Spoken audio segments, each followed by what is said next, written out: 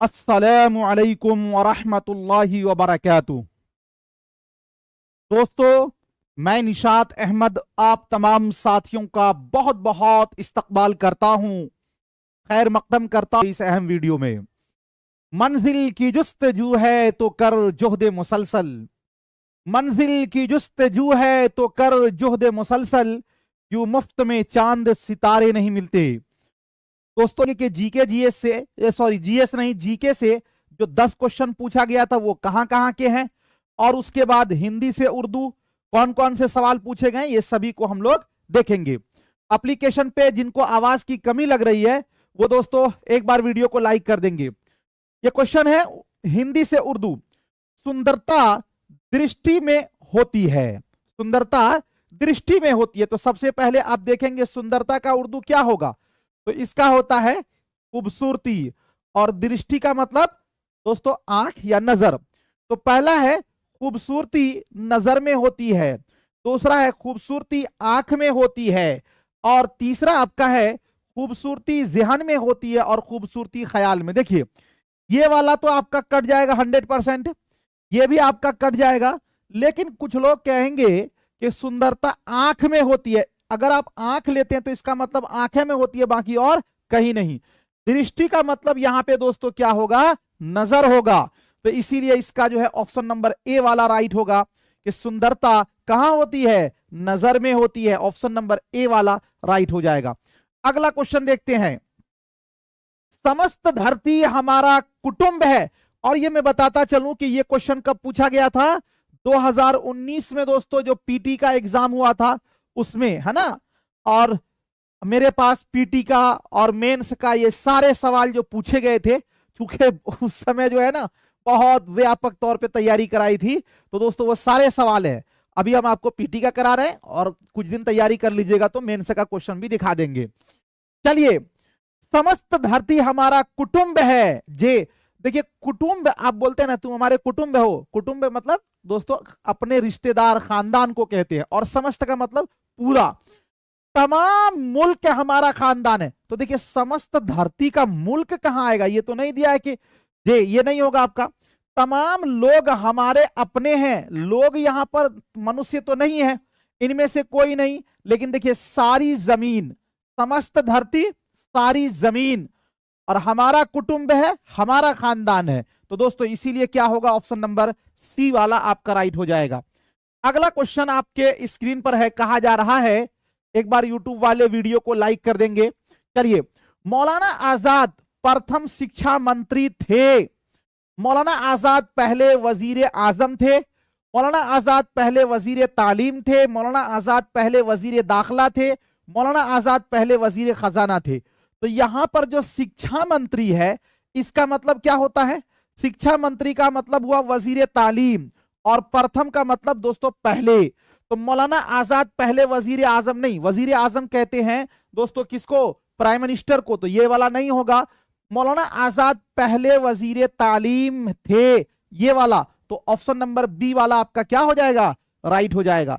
अगला क्वेश्चन आपके स्क्रीन पर है, कहा जा रहा है, भारत एक विशाल देश है, भारत एक विशाल देश है, भारत एक अजीम मुल्क है, भारत एक वसीर मुल्क है, भारत एक अजीज मुल्क है, भारत एक शरीफ मुल्क है। तो देखिए इस क्वेश्चन का आंसर आप इस तरह कर सकते हैं कि भारत एक अजीज मुल्क है, इसको तो आप कट कर दीजिएगा। भारत एक शरीफ मुल्क है, ये भी कट हो जाएगा, ये नहीं होगा। लेकिन आप कहिएगा भारत एक अजीम मुल्क है या वसी मुल्क है। देखिए अजीम बना है अजमत से, अजमत का मतलब ये होता है जिसकी इज्जत की जाती है। जैसे हम अपने बड़ों की इज्जत करते हैं, हमारे बड़े हमारे लिए बहुत ही अजीम हैं। लेकिन अगर वसी का मतलब होता है लंबा चौड़ा, तो आपको पता है कि भारत एक विशाल देश, विशाल यानी लंबा चौड़ा, जो उसकी क्षेत्रफल बहुत बड़ी है। तो दोस्तों भारत एक वसी मुल्क है, अजीम नहीं होगा। बात समझ रहे हैं। इसका ट्रांसलेट देखिए, आपको जो ट्रांसलेट करना है ना, लफ्जी ट्रांसलेट करना, तो ऑप्शन नंबर बी वाला राइट हो जाएगा। और घबराइए नहीं, ये तो मैं आपको क्वेश्चन दिखा रहा हूं ना, अभी तो मैंने प्रैक्टिस शुरू नहीं किया है ना, कल से थ्योरी होगा।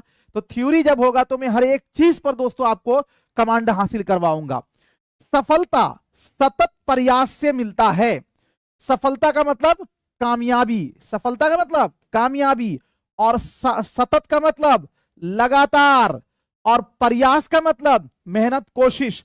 तो पहला है कामयाबी कोशिशों से मिलती है, कामयाबी मुसलसल कोशिशों से। तो देखिए सफलता है ना, कामयाबी, सतत, मुसलसल, प्रयास, कोशिशों से मिलता है, से मिलती है, बिल्कुल ये सही लग रहा है। तो ऑप्शन नंबर बी अब तक मेरा सही है। कामयाबी तकदीर से, तकदीर की बात नहीं है, कट जाएगा, इनमें से कोई नहीं, ये भी कट जाएगा। क्या होगा आपका? ऑप्शन नंबर बी वाला आपका राइट हो जाएगा। अगला क्वेश्चन आपके स्क्रीन पर है, हमारी अर्थव्यवस्था सशक्त है, हमारी अर्थव्यवस्था सशक्त है, सशक्त का मतलब मजबूत, है ना, अर्थव्यवस्था। तो दोस्तों हमारी मुआशी बुनियाद मजबूत है, हमारा मुआशी निजाम मजबूत है, हमारा मुआशी निजाम पुख्ता है, और हमारा निजाम तालीम मजबूत है। तो सबसे पहले ये जो निजाम तालीम है ये कट जाएगा। अर्थव्यवस्था का मतलब हुआ, नहीं बोलते आपका व्यवस्था सही नहीं, व्यवस्था निजाम, अर्थ का मतलब मुआशी यानी इकोनॉमिक्स, है ना। तो दोस्तों ये आपका जो है ना, अगर ये कहते हैं कि हमारी मुआशी बुनियाद, ये गलत हो जाएगा, बल्कि मुआशी निजाम, अर्थव्यवस्था मुआशी निजाम। तो हमारा मुआशी निजाम मजबूत है, सशक्त है यानी मजबूत है। तो ये बी वाला आपका राइट हो जाएगा। कल से जो आपका थ्योरी होगा ना, एक एक वर्ड को आपको याद कराएंगे, और पता है डेली आपको 15-20 जो है ना होमवर्क भी दिया जाएगा खुद से ट्राई करने के लिए, उसका अगले दिन चेक कराया जाएगा। बहुत ही शानदार तरीके से आपको बताऊंगा, क्योंकि ये तो क्वेश्चन अभी आंसर है ना, तो आपको बहुत सारी चीजें आ जाएंगी, घबराने की जरूरत नहीं है। ऑप्शन नंबर बी वाला आपका क्या हो जाएगा? राइट हो जाएगा। अगला क्वेश्चन आपके स्क्रीन पर है, कहा जा रहा है कि दहेज एक सामाजिक बुराई है। दहेज, ये आपको दोस्तों जहेज बोलते हैं उर्दू में। जहेज एक सामाजिक गुनाह है, जहेज एक सामाजिक बुराई है, जहेज एक सामाजिक खराबी है, जहेज एक सामाजिक मसला है। तो देखिए हम इसको मसला तो नहीं कर सकते हैं, इसलिए कि दोस्तों मसला की बात नहीं है, बुराई है तो बुराई को बुरा ही रखेंगे, खराबी नहीं करेंगे। लेकिन ये कहते हैं कि जहेज एक सामाजिक गुनाह है। अगर ये होता कि जहेज एक सामाजिक पाप है तब गुनाह होता, तो पाप तो है नहीं, इसलिए ये वाला भी कट जाएगा। जहेज एक सामाजिक बुराई है, ये वाला सही है। तो ऑप्शन नंबर बी वाला आपका राइट हो जाएगा। अगला क्वेश्चन आपके स्क्रीन पर है, आवश्यकता आविष्कार की जननी है, आवश्यकता आविष्कार की जननी है। आवश्यकता का मतलब जरूरत, आविष्कार यानी इजाद, है ना। जब आपको कोई बहुत ज्यादा जकड़बंदी में रख देता है, आप बहुत मुसीबत में होते हो, तो आप अपने दिनचर्या को ये करने के लिए कुछ ना कुछ आप कहीं से ना कहीं से कुछ उपाय कर लेते हैं, वही उपाय क्या हो गया? इजाद हो गया। तो आवश्यकता आविष्कार की जननी है, जरूरत इजाद की मां है, जरूरत एहसास की मां, एहसास तो है नहीं, कट जाएगा, इजाद जरूरत की मां है। हमको पहले क्या कहा गया? आवश्यकता, तो यहां पे कह रहा पहले इजाद, ये भी कट जाएगा, इनमें से कोई नहीं। लेकिन अब देखिए इसको कहा जा रहा है कि आवश्यकता, यहां पे देखिए जरूरत आविष्कार की जननी, इजाद की मां है, बिल्कुल सही है ये। तो इसीलिए आपका क्या होगा? ऑप्शन नंबर ए वाला राइट हो जाएगा। अगला क्वेश्चन आपके स्क्रीन पर, क्रिकेट अत्यंत लोकप्रिय खेल है। दोस्तों क्रिकेट का मतलब क्रिकेट, ये अत्यंत लोकप्रिय का मतलब बहुत मकबूल, है ना। तो अब इसका हो जाएगा, क्रिकेट एक बहुत मकबूल खेल है, क्रिकेट एक मकबूल खेल है, क्रिकेट बड़ा मकबूल खेल है, क्रिकेट बहुत ज्यादा मकबूल खेल है। दोस्तों क्या होगा आपका? ये क्या पूछा गया है? क्रिकेट जो है आपका अत्यंत लोकप्रिय। सबसे पहले आप एक चीज समझें, अगर अब देखो यही ट्रांसलेट में, इसमें आपको लग रहा होगा कि ये भी सही होगा, ये भी सही होगा। हमको पूछा गया है क्रिकेट, क्रिकेट का क्रिकेट होगा, अत्यंत लोकप्रिय, अत्यंत का क्या होगा भाई? नहीं बोलते हैं अरे ये आदमी अत्यंत ये है, अत्यंत का मतलब बहुत ज्यादा, अत्यंत का मतलब बहुत ज्यादा। मैं आपसे अत्यंत दुखी हो गया, यानी बहुत ज्यादा मैं आपसे दुखी हुआ, है ना। अरे इस ये अत्यंत यानी बहुत ज्यादा। लोकप्रिय का मतलब क्या हुआ भाई? तो लोकप्रिय का मतलब हो गया मकबूल। तो अगर हम कहते हैं क्रिकेट एक बहुत मकबूल खेल है, तो यहां पे तो अत्यंत है इसलिए बहुत मकबूल नहीं होगा। क्रिकेट एक मकबूल, चूंकि अत्यंत का मतलब बहुत ज्यादा, तो एक मकबूल भी नहीं होगा। क्रिकेट बड़ा मकबूल, बड़ा भी नहीं होगा। क्रिकेट बहुत ज्यादा मकबूल खेल है, ये बिल्कुल सही है। ऑप्शन नंबर डी वाला आपका राइट हो जाएगा। ठीक है, अगला क्वेश्चन देखते हैं 10 नंबर में। मैं एक राजकीय कर्मचारी हूं। राजकीय का मतलब हो गया सरकारी कर्मचारी, है ना। तो दोस्तों कर्मचारी का मतलब क्या हो गया? कर्मचारी कहते हैं मुलाजिम को, जिसको आप अपने भाषा में नौकर भी कहते हैं ना, सरकारी नौकरी, तो उसी से ना नौकर हो गया। मैं एक सरकारी दफ्तर में मुलाजिम हूं, तो यहां पर तो ये नहीं ना कहा गया कि मैं एक सरकारी क्या कहते हैं कार्यालय में मुलाजिम हूं, तो दफ्तर कहां से आएगा? ये वाला तो आपका गलत हो जाएगा, ये वाला गलत हो जाएगा। मैं सरकारी मुलाजिमत में हूं, यहां पे दिया है कर्मचारी, कर्मचारी और मुलाजिमत फर्क है, इसलिए यह भी नहीं होगा। मैं एक सरकारी मुलाजिम हूं, मैं एक सरकारी तनख्वाहदार हूं, यह नहीं होगा। मैं एक सरकारी मुलाजिम हूं, यह बिल्कुल सही है। ऑप्शन नंबर जो है सी वाला आपका राइट हो जाएगा और सही हो जाएगा। अगला क्वेश्चन आपके स्क्रीन पर है, सभा में गणमान्य अतिथि पधारे। अतिथि का मतलब मेहमान, गणमान्य का मतलब क्या हुआ भाई?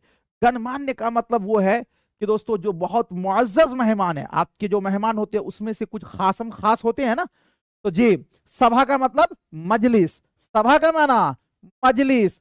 तो अब आपका मजलिस में मुअज़्ज़ज़ मेहमान तशरीफ लाए, पधारने का मतलब मजलिस में मकबूल मेहमान तशरीफ लाए, मजलिस में मुहतरम मेहमान तशरीफ लाए, इनमें से कोई नहीं। देखिए मेहमान जो होता है ना वो मुअज़्ज़ज़ होता है, तो सभा में गणमान्य अतिथि पधारे, तो इसका होगा मजलिस में मुअज़्ज़ज़ मेहमान तशरीफ लाए। ये आपका ऑप्शन नंबर ए वाला राइट हो जाएगा। मैं फिर आपको बताता चलूं कि ये सारे क्वेश्चन जो 2019 में दोस्तों सहायक वाला हुआ था, पीटी में पूछा गया है। इसका फर्स्ट पार्ट हमने कल कराया था, आज सेकेंड पार्ट में करा रहा हूं। इस क्वेश्चन को देखने के बाद आपको सिर्फ ये अंदाजा लगाना है कि हमें तैयारी किस स्तर की करनी है। दोस्तों आपका टारगेट ये होना चाहिए कि 100 में कम से कम 90 प्लस आपका नंबर जाए, तभी आपका, चूंकि आपसे भी ज्यादा काबिल लोग एग्जाम में बैठते हैं। अब आपका है जे आगंतुकों का स्वागत है, जी आगंतुकों का स्वागत है, खुशामदीद, आमदो रफ्त का इस्तकबाल है, आने वालों का इस्तकबाल है, और इनमें से कोई नहीं। आगंतुकों का स्वागत है, इसका मतलब है कि हर आने वाले मेहमान का इस्तकबाल है, आने वाले मेहमान का खुशामदीद है। तो दोस्तों आने वालों का इस्तकबाल है, ये बिल्कुल सही है, आपका ऑप्शन नंबर सी वाला आपका राइट हो जाएगा। अगला क्वेश्चन आपके स्क्रीन पर है, कहा जा रहा है कि जे वह आश्चर्य में पड़ गया, वह आश्चर्य, आश्चर्य का मतलब ताज्जुब होना, वह मुताज्जिब हो गया, वह ताज्जुब में पड़ गया। दोस्तों वो उसे बहुत ताज्जुब हुआ, वो हैरान रह गया।